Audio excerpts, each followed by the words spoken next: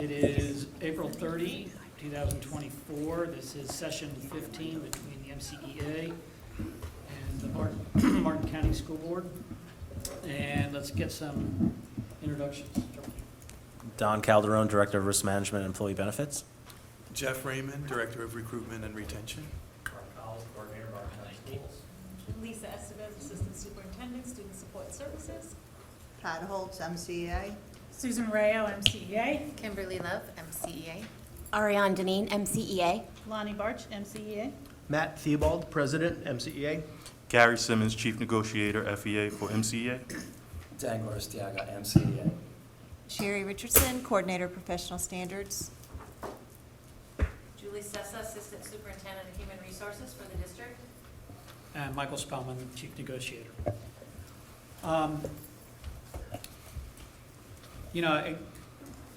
People might joke around because we've had extended negotiations that go into like June, July. It might take an act of God for us to be done by May 1st, but I didn't expect the flooding that we had out there. But I think there's a couple of, all right? But I think there's a couple of things that I wanted to present today. One is simply a cleanup item from the Appendix D, the committees. When we went through that language, there was a particular sentence that really just doesn't belong in it. And Yep, I think I know what you're talking about. yeah, too. and so I'll pass that out. I don't even think we have to TA on it again. I think it's just a matter of housekeeping. And then I also want to re-present to you a proposal, a second proposal with the Article 11 on leave. I have an explanatory memo that comes with it that shows line numbers and changes so that we can, and I'll go through it with you to follow it because frankly, that was not a very good presentation I made the last time, and I've gone through it, and I'll go through it with you on this one. And that's all I've got, and I'm hoping that we can be done and get on the path to ratification. Do you have anything that you want to present today? No, we do not. Okay, perfect.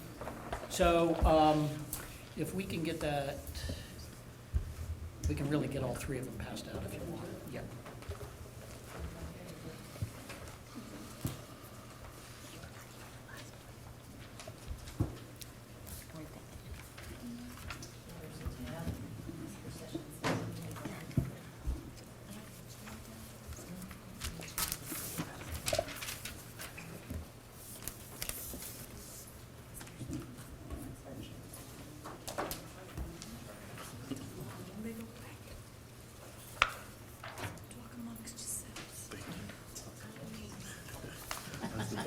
I'll give you what. Oh, I'm sorry. No, you're all right. Just want to make sure you're good to go.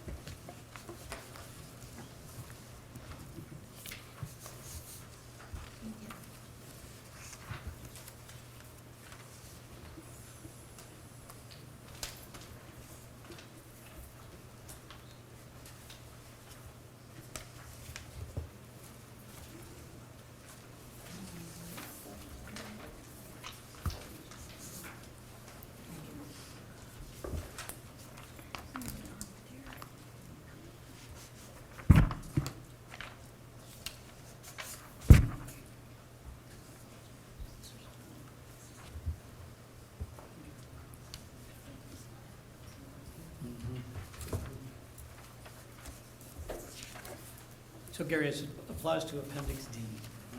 That first sentence is the sentence that I proposed striking. And, we struck all the committees, but we forgot to strike the sentence that says the following committees. So again, I don't think it's anything that really requires us to reopen it, or re-TA it, or anything of that nature, but I wanted to just show you that before and make sure you're on the same page. That's about the only explanation that goes with that. All right. Okay?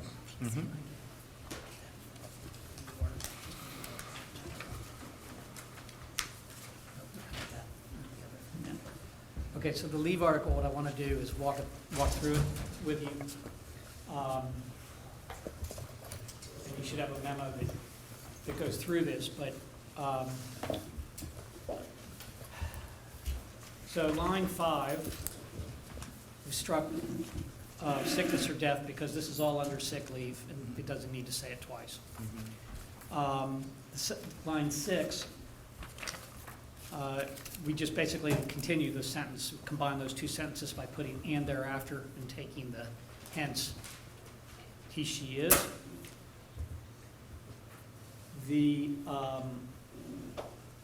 At lines 10 and 11, that is just a new paragraph, but that is the text that was in that article as it was. But it just basically sets out how sick leave is defined in a separate paragraph.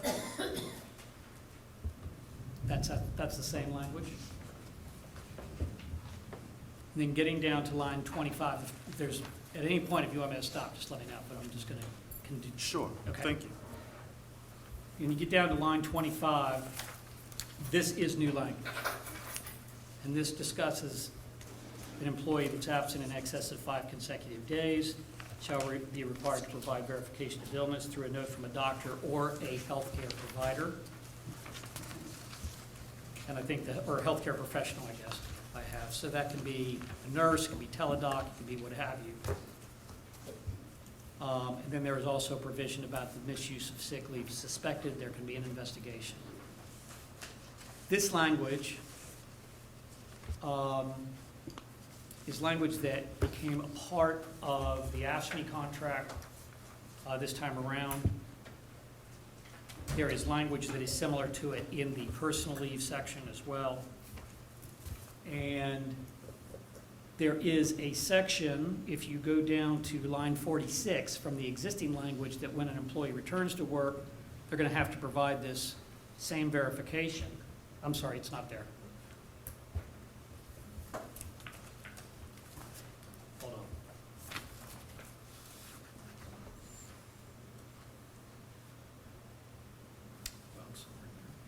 On line 46, upon return from sick leave. Yeah, no, that's being returned to a similar position, but there's a section about, Return to active employment. That one?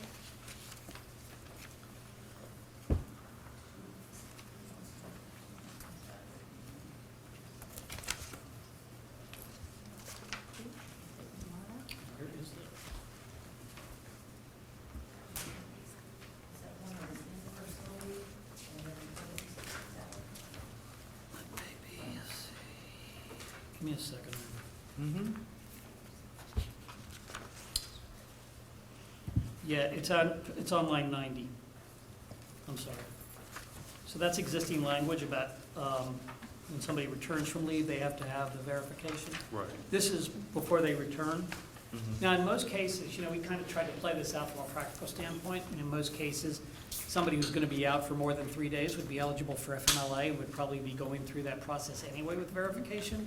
But if you have somebody who is not eligible for FMLA, either they haven't been here for 12 months or don't have the necessary hours, or have exhausted their FMLA leave and then have some incident, this just asks for that verification during the process.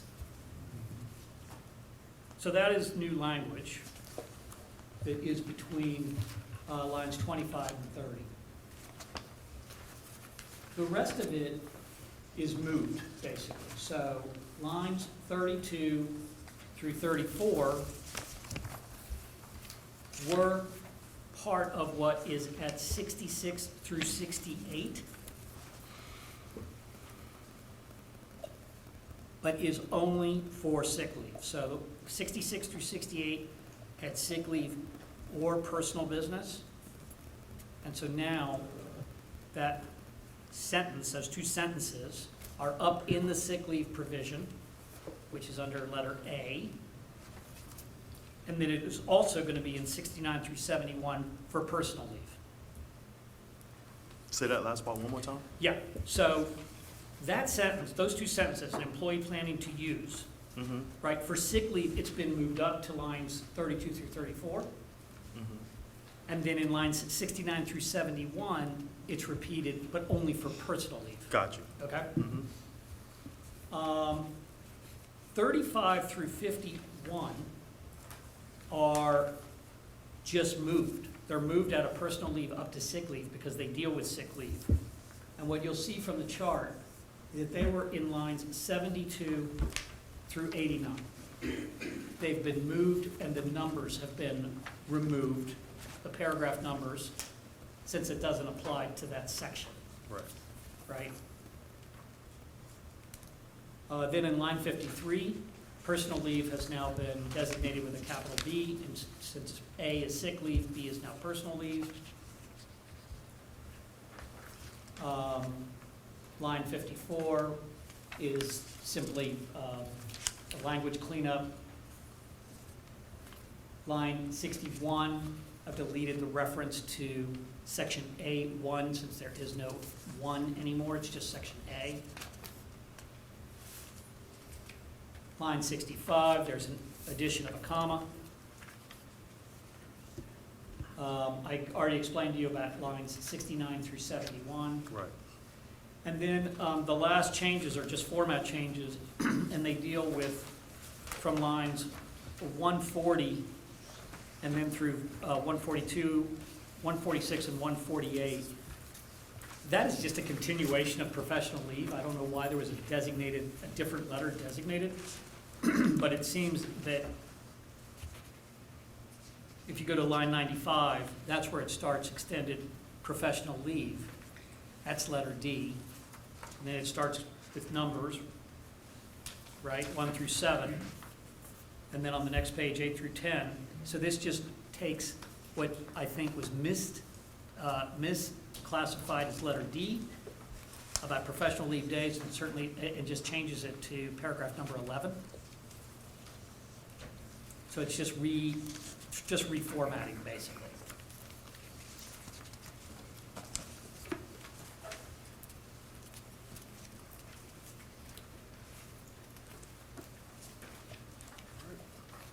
In all other respects, the article is the same.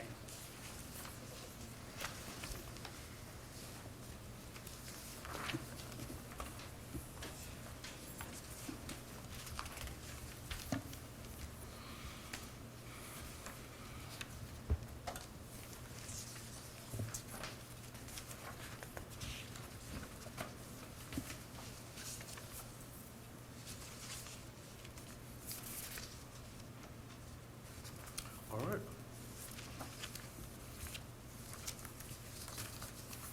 Anything I can answer about that? I think you did a good job presenting it. Okay. I didn't have any questions. It's just the duty to discuss it with I totally the team. With respect to the Appendix D Yeah. strikeout, I agree with you. I don't think that it's necessary to have to TA on this all over again. Okay. When I reviewed it, I came to the same conclusion that you came to with respect to that sentence that's being stricken. So I think we're good to go on that. Okay. Does- You want to caucus on the other? Yeah, I just want to make sure my team doesn't have any questions with respect to this leave before I request it. You guys are good to go? All right, I respectfully request a caucus. Sure. Thank you so much. Just text me when you're ready. So, we had an opportunity to review the paid leave language, and, we went through it line by line, and, thanks for this, the guideline, that was very, very helpful. So we used that as a roadmap just to make sure everything was where it said it would be.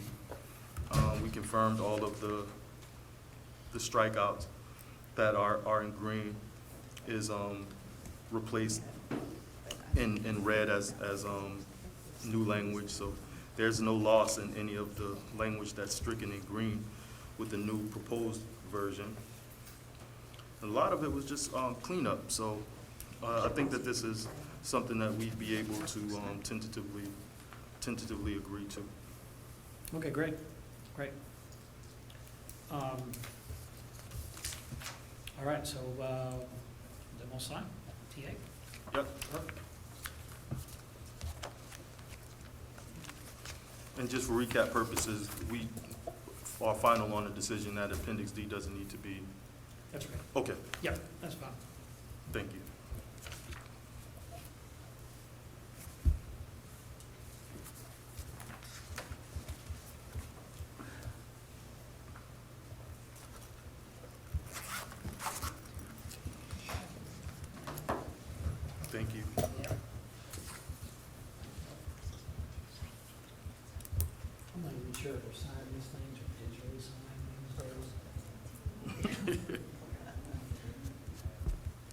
captured my signature somewhere. It gave me the ability to sign digitally. Yeah, Took out a couple credit cards. What are You don't are know you yet. call- are you You calling don't know me? yet. Are you calling me Otani? Aaron pulls in next time with a new Mustang. Yep. New upgrade, right? Get an upgrade, all on Matt. Good luck.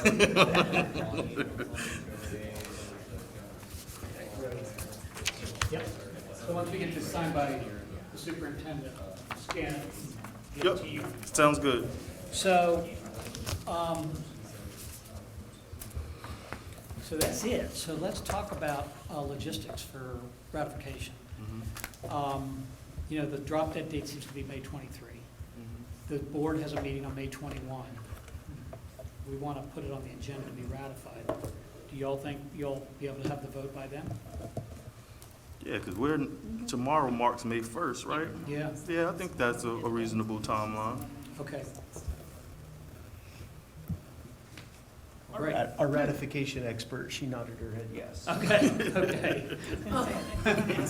You won't get her to say it. You won't get her to say it on the record, but she nodded yes. Let the record reflect. Okay. Well, good, excellent. The only other thing I want to put out there, and I know this is not an ask, it's a suggestion, and it's a suggestion that comes from the momentum we had from the last meeting and really hearing, you know, your message about the other districts that you work with and how they move through things much faster. We're committed to sitting down as early as y'all can. So, and that includes over the summer. I don't want to put you guys in a position that's untenable. I know your folks work hard, you know, and have a lot of the summertime off. But we are already clearing dates in June and July and August with Terry Harmon and me, as well as everybody sitting around this table. And so we'd really like, you know, for you guys to look at your calendars, maybe offline, give us an idea of dates you're looking at. You know, it's not a full book. It's just a few articles Right. from each side and salary, of course. If necessary. Right, exactly, exactly. And so you know, it's a nice change of momentum, and I think it's a nice change of tenor that we can take what we did with salary from the last time and immediately go into, you know, the same discussions we were having about the YES supplement, things like that, into 24, 25. So Yeah. just take a look at what y'all got, and then we can start putting some dates together. Well, first and foremost, I just think that the idea of wanting to get done at a faster pace is something that we've been, that's exciting to hear. So, yeah, we'll definitely look at our calendars and try to figure it out. Even if our bargaining team members are taking summer days, maybe we can figure out a way that we can still maintain a quorum and participate. But if the board is interested in taking advantage of this momentum, we'd be crazy not to say, well, we'll take 2 steps towards you all as well, too, because that's what, right, we've been asking for that on the record for the longest time. So Agreed. I think that can be something that we can get back to you on. Julie, let's put a hard date on the next labor management meeting, and then maybe we can start looking at our respective calendars. I think that's May 9th, Uh-huh. our next meeting. And we do already have a calendar. We booked the boardroom already for a number of dates, so they will all be at the, not this location, at the boardroom, starting, I think, June 16th, or no, June 6th, probably June 9th. Anyway, so we're going to give you a bunch of dates starting in June all the way to September. Okay. So you have plenty of time to look at them, and she's already booked the executive sessions on the Mondays and already booked the boardroom. So really now we wanted, and it's going to get their dates, and then we'll give you the dates. So they're kind of That's- already be vetted Mhm. by the time you get them, and they'll come from Trish Gillum from my office. And then you Okay. guys, I think she has it in a spreadsheet or a Google sheet, something of that nature, so you can then put in there, not a good date, a date, and then maybe a note, what about this day?